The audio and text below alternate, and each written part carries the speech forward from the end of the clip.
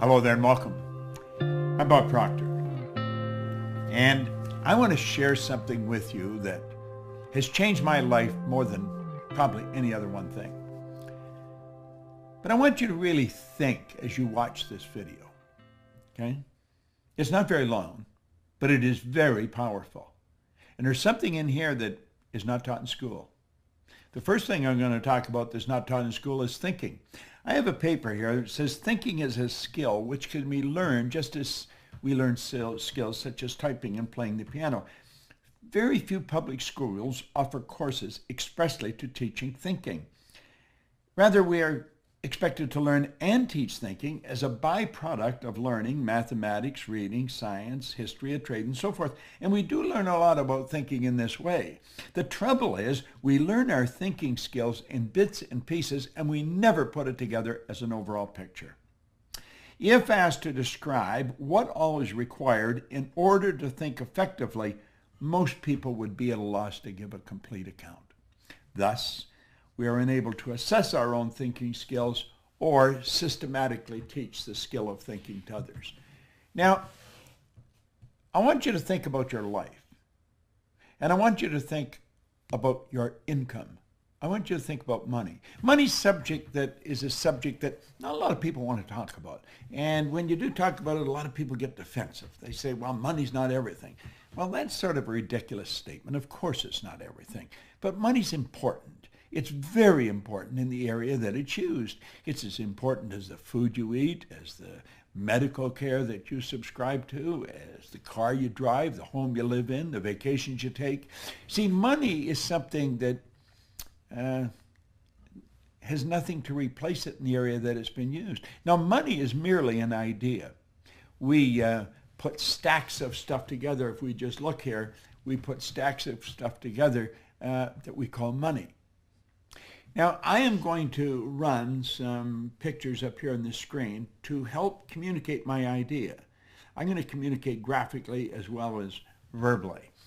And money is an interesting subject. You get stacks of it there. How would you love to have stacks of money? I think everybody would. Some people do, but very, very few. So let's talk about money. Now think about it. I frequently ask a person if they come to work with me, what's the most you've ever earned in a year? I really don't care what the answer is, but I want to know what the answer is. Because when they tell me the answer, what they're doing is telling me where their mind is programmed with respect to money. See, our mind is programmed. You're working with a program, I'm working with a program. Now, most people are working with a program that someone else built. They are the production of somebody else's habitual way of thinking. I'm going to suggest that you can rewrite the program. You can rewrite the program. Now, before we get into the money too deep, back in 1970, Alvin Toffler wrote a book, Future Shock. And what he was doing was predicting what's going to happen in the future. And he looked ahead about 50 years. And he said, you know, the future is going to be a shock for most people. And he said, it's something that we should really think about. Now, in the book, he made predictions that everyone thought were absolutely crazy, but they weren't crazy. You see, these were predictions of what he said was going to happen over the next 50 years.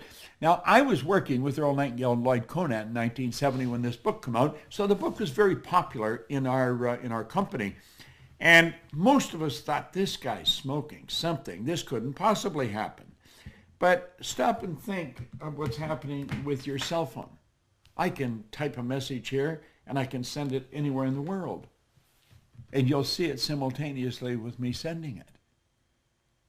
If you would have suggested that in 1970, people would have thought you were losing it. Well, he recently came out with something. He said, the illiterate of the 21st century are not going to be the people who cannot read and write. The illiterate of the 21st century are going to be the people who cannot learn, unlearn, and relearn. They're going to be the people who cannot learn, unlearn, and relearn. That's called changing your paradigm. And I want to share some information with you. If you've already got it, it's really good to hear it again. If you haven't got it, you're going to love it because it's about money, okay? And it's really about how to create all you want. You have to have multiple sources of income. You can go back to the ancient Babylonians, as far back in ancient history as you can go, and you're going to find that the wealthy people all had multiple sources of income. Now, I want you to think about these figures that you're looking at here. 3% of our population are earning 97% of all the money that's being earned. And everybody says that's unfair. Well, it's based on a law. That's really what it's based on. Our income is the harvest of our production. That's really what it is. But 3%. Now think of this for a moment. Some of those 3% are not very well educated insofar as we look at education. Some of them are functionally illiterate. They can neither read nor write. Now, some of them are absolutely brilliant. But you're going to find people that are absolutely brilliant that fall into the 97% category that have to split up 3% of the money that's earned. So why and how does this happen? Well, that's what I want to talk to you about. You see, you can become one of the 3%. Now, if somebody had told me that 55 years ago when I first got into the studying of this information, I would have thought they were dreaming. But my income went from $4,000 to $175,000 in a year. And it was based on the concept that I want to explain to you here. It's a very, very powerful idea. It really is. But what we have to understand is that the earning of money is something that doesn't happen by accident.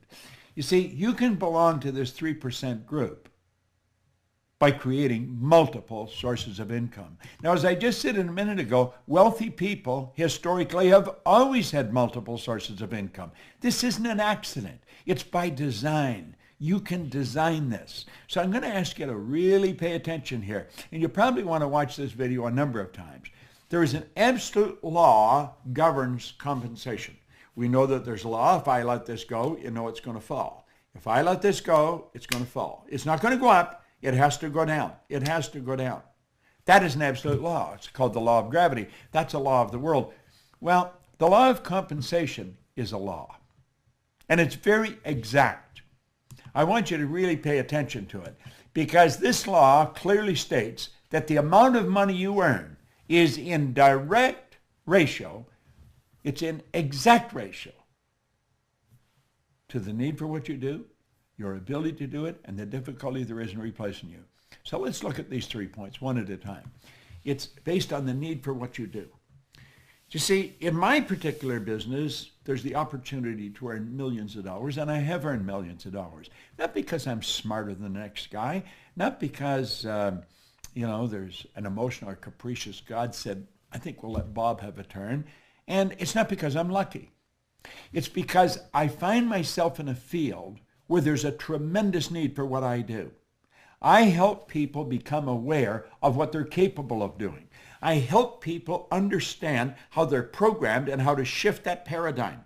That's essentially what I do. And there's a phenomenal need for that. We have people coming into our business every day. We train people to do this. But there's a tremendous need. I've worked in Shanghai, in Kosovo, in Bucharest, in Buenos Aires, in Rio de Janeiro, in Melbourne, Australia, in Singapore, all over Europe, all over South America, North America. Everywhere I go, there's a need for what I do.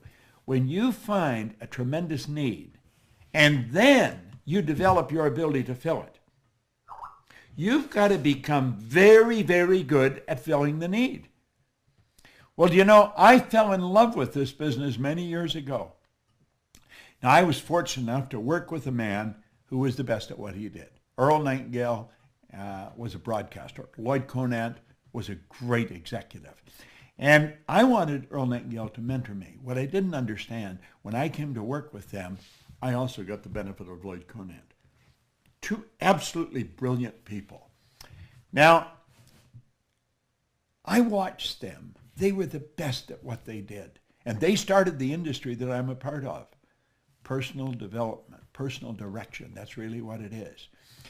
Well, you've got to make up your mind you're going to get really good at this. You're going to become very good at it. And when you do, then you're very difficult to replace. Now, there's no such thing as an indispensable person. In fact, there was a great poem written on that one time about the indispensable man. It says, take a bucket of water and put your hand in up to the wrist. When you pull it up, The whole that remains is just how much shall be missed. You can stir all you want as you enter, stir up the water galore, but stop and you're going to find in no time it's much the same as before. Well, what they were getting across is there's no such thing as an indispensable person, but some people are very difficult to replace.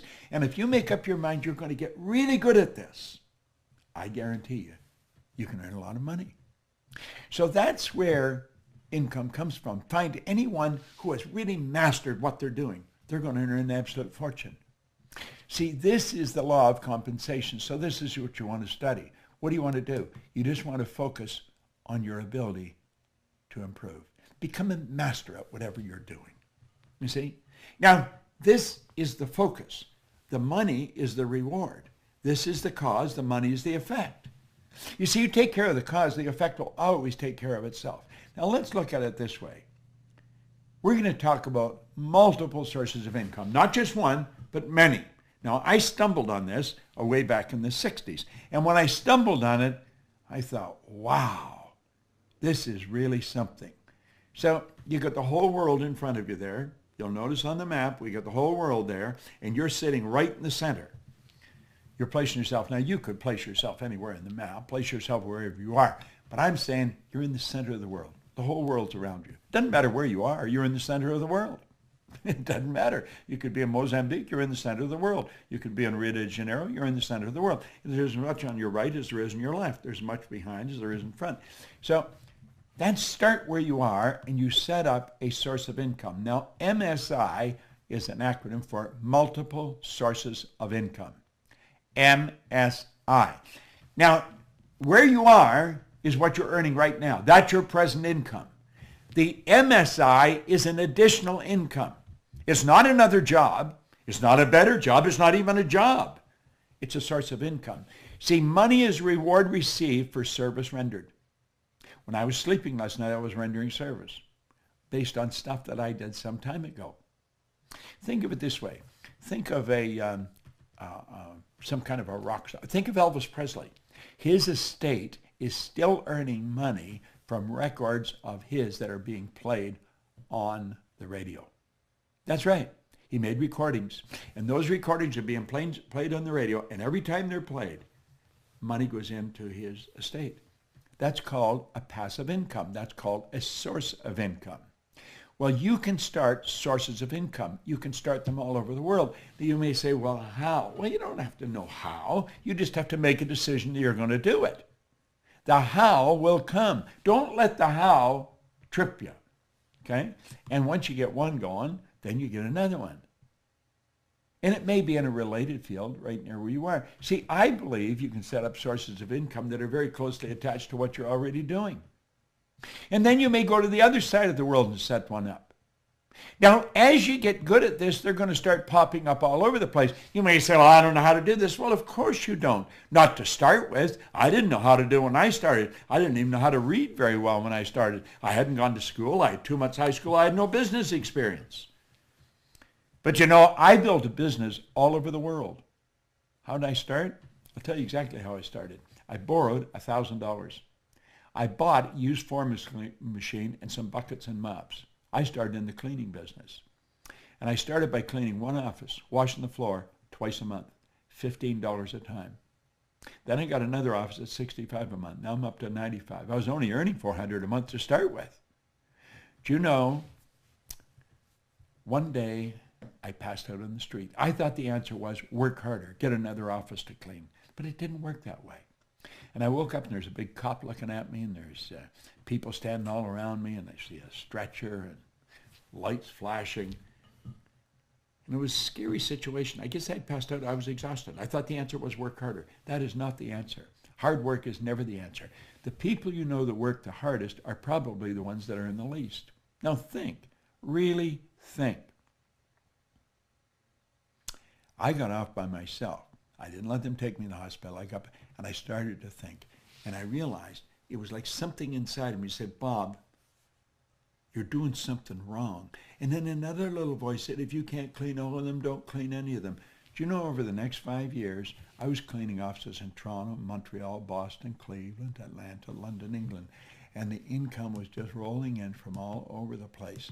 Now, I'm not telling you to go clean offices. I'm telling you that I stumbled on something. It took me 10 years to find out what I was doing different. I had set up multiple sources of income. Now, I wanted to know how I changed. Why did I change? My income went over $1 million, and I didn't really know what I was doing different. I started to study. It took me 10 years, and I realized I didn't have one source of income. I had many sources of income. Now, as you set these up, you'll be asking, well, are they all the same size? Do you earn the same on all of them? No. Some of them won't even work. Some of them will die on you. There's so many ways of doing it. You could become a network marketer. You could become an online marketer. You could become an affiliate marketer. We have all kinds of affiliate marketers in our company. See, you want to make a decision that you are going to set up multiple sources of income. You don't have to know how. When you make the decision, you will start to attract how you're going to do it. Some of them will grow and some of them will die. But you know something? They all have one thing in common. They all flow into your bank. Some will be big and some will be small. It's absolutely phenomenal how this works. It all flows into your bank. Great idea. Just an absolutely beautiful idea. That's right. That's where it happens. Now, that's an affirmation I've been using for a long, long time. I am so happy and grateful now that money comes to me in increasing quantities through multiple sources on a continuous basis. Where did I get? I don't know where I got that. I probably got it from maybe Joseph Murphy's books or somebody of that. There's a great book, The Power of the Subconscious. You want to read it. I've got a great book. You can go to my website and get it. You Were Born Rich, and it's what I learned from 61 to 1984 when I wrote the book. But at any rate, you keep repeating a positive statement. I am so happy and grateful now that money comes to me in increasing quantities through multiple sources on a continuous basis. You see, when you stop and think about this, there are only 3 income earning strategies, just 3. I don't know which one you're using. You may be using them all. But there are 3. I call it 1, M1, M2, and M3. Now, we started out by saying only 3% of the people earn 97% of all the money. So the odds of your kids growing up to learn how to earn money is pretty slim. If you don't teach them, they probably won't get it because they're not going to get it in school. School does not teach us how to earn money. There's no place, they say, well, that's absurd. You go to work to earn money. No, you don't. That's not a good idea. You think you provide service to earn money. You can earn more money when you're sleeping than you can spend when you're awake once you get good at this. You see, I'm not only good at it, I'm good at teaching it. And so I figured if I put this together and put it out there on YouTube, you all start studying, you'll start thinking, wow. Now, if you're going to teach your children anything, you want to teach them this one because M3 is the only one that really works well, okay? Now, M1 is a good strategy. It's not a good strategy, but it's used by 96% of the population. Now, think about that for a moment. 96 out of every 100 people use this strategy, and it doesn't work. It's got a problem. It's called saturation. This is where people trade their time for money. Now, we all get the same amount of time. We get all there is. So it's what we do with our time that's really going to make the difference. Now, think about this. I mean, really think about this. 96% of the people are trading their time for money. It's a 9-to-5 syndrome. And you see, part of the old conditioning is save some money for your old age. Save for a rainy day. You save for a rainy day, I'll guarantee you're going to get a rainy day. But what do? We take a little bit of what we earn and we squirrel it away for what? For our old age or something. We do that at the expense of a life.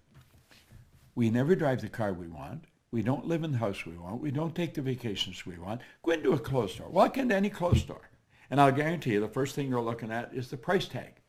They're not looking for what they want. You know, the last thing you should ask for is, what's this cost? Because you've made a decision you're going to get it, so you have to know how much to pay for it. And don't try and knock them down. Pay what they ask. But do the same thing. Charge what you want, okay? Now, you see, trading time for money, there's a saturation. You run out of time. It's not a good strategy. Now, M2 is an excellent strategy, but it's only used by 3% of the population. You see, 3% of the population are following this strategy. It's where you invest money to earn money. Now, when you invest money to earn money, if you're good at it, you can earn some money. Some people are not good at it. They're working in the M1 strategy, and so they save a little bit and they get risky and they go and they invest it. Bad investment, like that, they lose it all. Now they say, well, this isn't any good. I'm not going to do this anymore. Well, if you're really good at it, you can earn money there. But the M3 strategy is the one that you really want to focus on. It's used by 1% of the population. Now it spills over to about 3%, but 1% of the population earns 96%, 97% of all the money. What do they do that's different? They set up multiple sources of income. They multiply their time by setting up multiple sources of income. Now, if you really want to win in a big way, that's how you're going to do it. It's so basic and so simple. Well, you can learn more about it, but you want to study it. You want to study it. Money. Multiple sources of income. Boom, like that. MSIs. That's what the Proctor Gallagher Institute really focuses on, helping people understand how to set up MSIs. We teach people to train people to set up MSIs. You see, there's no end to what you can do. There's absolutely no end to what you can do, but you've got to decide what you're going to do. You want to take one of these things in your hand and sit down and write out how you want to live. And it doesn't matter what it costs.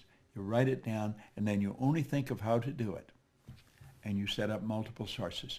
Now, let's suppose you have never touched a computer in your life, and you're going to learn how to use the computer, how to work with it. It's going to take you a while. And the strange thing about computers, when you learn something, it leads you into learning something else, and then you learn something else. It's sort of like an evolution that takes place in your mind as you start working. At least that's the way I found it, and most of the people I know. But when you first start, when I first started, I didn't even know how to turn it on. A guy named Rob taught me, and I'm sure that when he started to teach me, he thought, this guy's never going to learn how to use this thing. But he did learn how to use it, all right? Why? Because I made up my mind I was going to learn how to use it. Well, when you make up your mind that you're going to earn yourself a specific amount of money every year, and you might set that magic million. Anybody can learn how to earn $1 million. I believe I could teach anybody how to do that. There's a lot of people that could teach you how to do that. But you've got to decide you're going to do it. And if you don't decide you're going to do it, the odds of it happening are pretty slim. Now, is it going to happen overnight? No, nothing happens overnight like that. But over a period of time, let's say over 6 months, you're going to learn how to master this thing. You're going to learn how to set up MSIs. And after you learn how to do it, then you're going to start to learn how to multiply it. I read a story one time by U.S. Anderson. It came in a book. He told a story about he and a friend of his were in a nightclub, and there was guys spinning plates on the end of bamboo poles. You've probably seen it happen on television.